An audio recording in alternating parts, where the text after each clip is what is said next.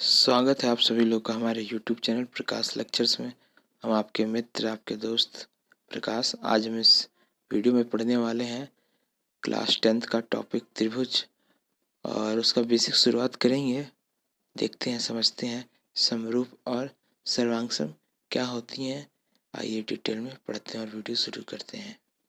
आ जाए हमारे पास दो बेसिक चीज़ें हैं यहाँ, समरूप और सर्वांगसम क्या होता है।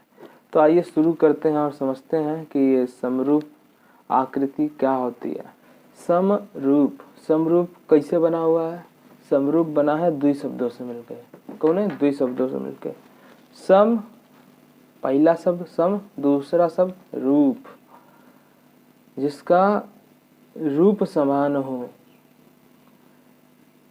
जिसका रूप समान हो, दिखने में एक जैसी हो, उसको हम क्या कहेंगे? समरूप आकृति। पर ये डिफिनेशन पूरी तरह से सिद्ध नहीं है। अब समझाते हैं, एग्जाम्पल आएगा तब समझ में आएगा। देखो, हाई है त्रिभुज, ठीक, हाई बना दिए छोटा त्रिभुज, ठीक। क्या यह दोनों समरूप आकृति हैं? तो जवाब है हाँ है। काहे हैं? काहे कि समरूप, देखो इनका रूप दोनों का सेम है। साइज में छोटे बड़े हो सकते हैं, लेकिन आकृति एकदम सेम टू सेम है। जैसे एक चीज और समझो, आप दिखा रहे हैं, ये बनाए हम रेक्टेंगल, ठीक है, एक छोटा रेक्टेंगल बना दिया। क्या ये समरूप है? हाँ भैया, यह समरूप है। काहे कि साइज, इसका साइज बड़ा है, इसका साइज छोटा है, लेकिन जो आकृति है, जो एंगल्स बन रहे हैं, वो एंगल्स सारे बराबर हैं। एंगल जो बन रहे हैं वो बराबर हैं, आकृति सेम आकृति है। तो समरूप आकृति का मतलब चेंजेस हो, लेकिन एक निश्चित रेशियो में हो। जैसे यहाँ से अगर ये 4 है तो ये 2 है, ये भी 4 था तो ये भी 2 है, ये 6 था तो ये 3 है।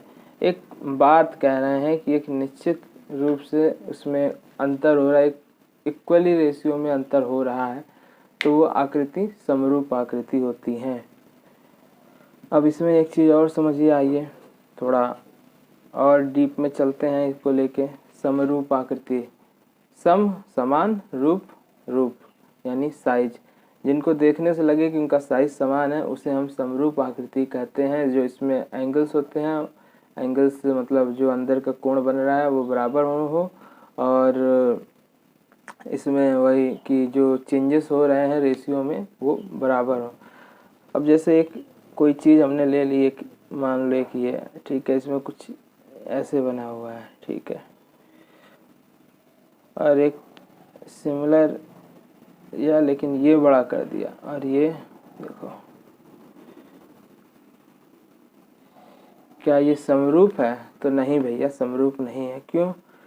क्योंकि इसमें जो था, हमने कहा था कि सिमिलर चीज़ें जो रेशियो में अंतर होता है वो सिमिलर हो। यहाँ पे देखो, लेंथ ज़्यादा बड़ी है, यहाँ छोटी लेंथ है, यहाँ ज़्यादा बड़ी हो गई, यहाँ ये छोटा है, यहाँ ज़्यादा चौड़ा कर दिया। अब ऐसा नहीं, अब इसको ये, अगर इसका ये वर्जन रहता है, जैसे हम कह रहे हैं ये वर्जन रहता है, तो इसको हम कह सकते थे एक तरीके से समरूप है। जैसे आपके सामने अभी डिस्प्ले पे इमेज कुछ दिखाएंगे तो आप समझ जाइएगा।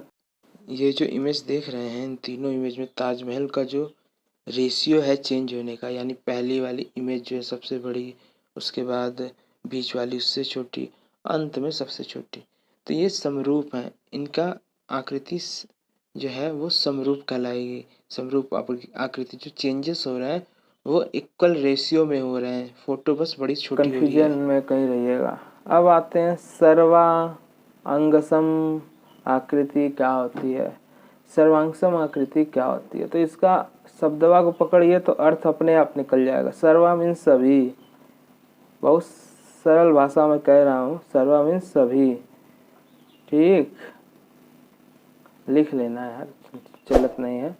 सर्वा मीन्स सभी, अंगसम मीन्स समान, यानी जिसके सभी अंग एक तरह से एकदम पैरेलल हो, समान हो, जो हूबहू एक दूसरे की कॉपी हो, उसे हम उस आकृति को कहते हैं सर्वांग समझ। तो दोस्तों इसमें हम एक ट्रायंगल ड्रॉ कर रहे हैं और इस ट्रायंगल की तीनों भुजाओं की लंबाई ट्रायंगल नंबर 2 के, जो मैं दूसरे ट्रायंगल ड्रॉ कर रहा हूँ, उसकी लंबाई के समान है तथा जो एंगल है ट्रायंगल नंबर 1 का जो एंगल है वही ट्रायंगल नंबर 2 के भुजाओं का भी एंगल है, यानी एंगल और लंबाई समान है। तो अगर हम ट्रायंगल नंबर 1 को ट्रायंगल नंबर 2 के ऊपर रखते हैं या ट्रायंगल नंबर 2 को ट्रायंगल नंबर 1 के ऊपर रखते हैं तो ये पूर्णतः एक दूसरे को कवर कर लेती हैं या ढक लेती हैं। जरा सा भी बाहर से देखने पे कोई ये नहीं कह सकता है कि एक इसके पीछे दूसरा भी कोई ट्रायंगल होगा, पूर्णतः एक दूसरे को ढक ले रही हैं। जिसके सभी अंग बराबर हो तो उसको हम सर्वांगसम आकृति कहते हैं।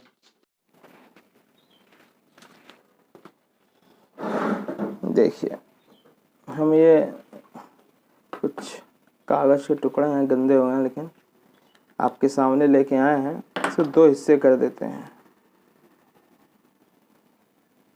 एक पार्ट ये हुआ, ठीक है, और दूसरा पार्ट ये हुआ, यानी 2 हिस्से हो गए इसके। अब इस आकृति को, इस इमेज को, ये पहली इमेज है, दूसरी इमेज है, ये पहला है, ये 2 नंबर है, ठीक है। तो पहली वाली इमेज को दूसरी वाले इमेज के ऊपर रखने पर सारे अंग चारों तरफ से जो भी इसका है, ये सारी चीजें बराबर आए।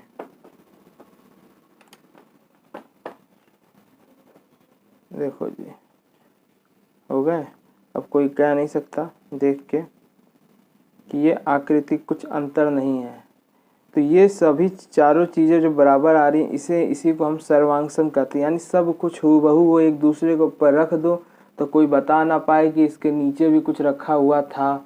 तो सर्वांगसम, सारे अंग, सारी आकृति, सारे एंगल, लेंथ जो भी है, ये चौड़ाई अगर ये 3 की है तो ये भी 3 की है, ये भी 3 की है, ये भी 3 की है।